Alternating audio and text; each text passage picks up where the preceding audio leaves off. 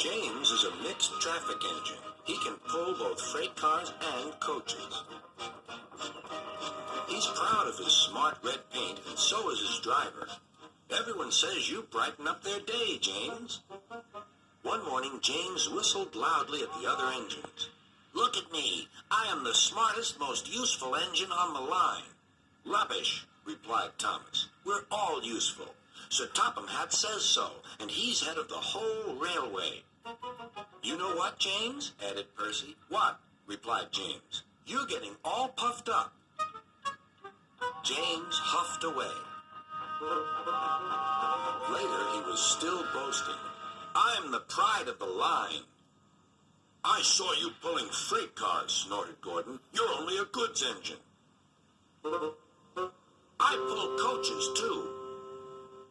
"Not as much as I do." "But Sir Topham Hatt has plans for me."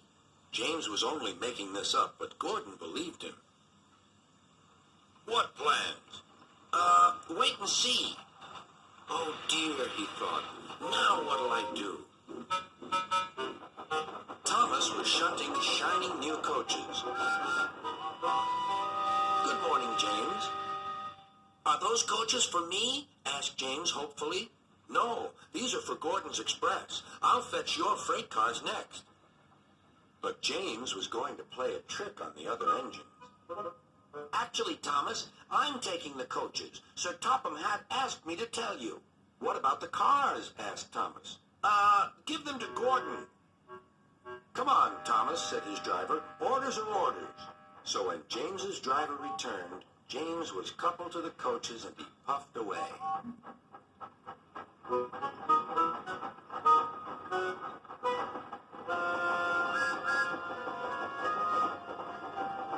Thomas returned with the freight cars, and a few minutes later, Gordon arrived. "Where's the express?" Thomas told him about James. "And so here are your cars." Gordon was very cross, and so was his driver. Wait till Sir Topham Hatt hears about this.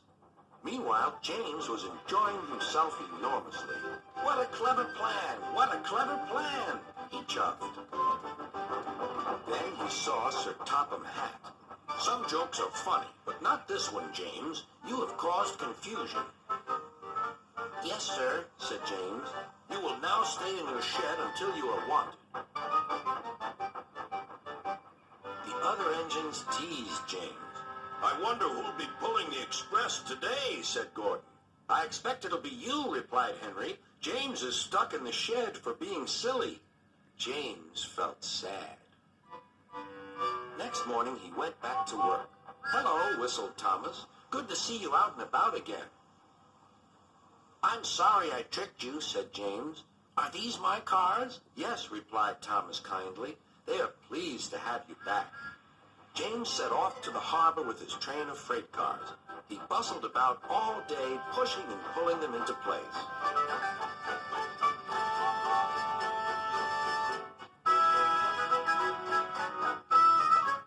"Time to go home now, James," said his driver at last. "No cars or passengers, just we two." But his driver was wrong. "Excuse me," called a man. "I have a meeting with Sir Topham Hatt, and I mustn't be late. May I ride back with you?"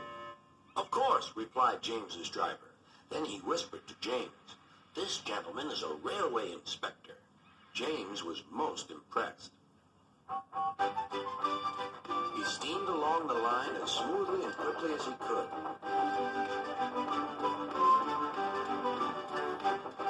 Sir Topham Hatt was waiting on the platform, and the railway inspector greeted him warmly. "This clever engine gave me a splendid ride. You must be proud of him." "Yes, indeed. Once again, you are a really useful engine."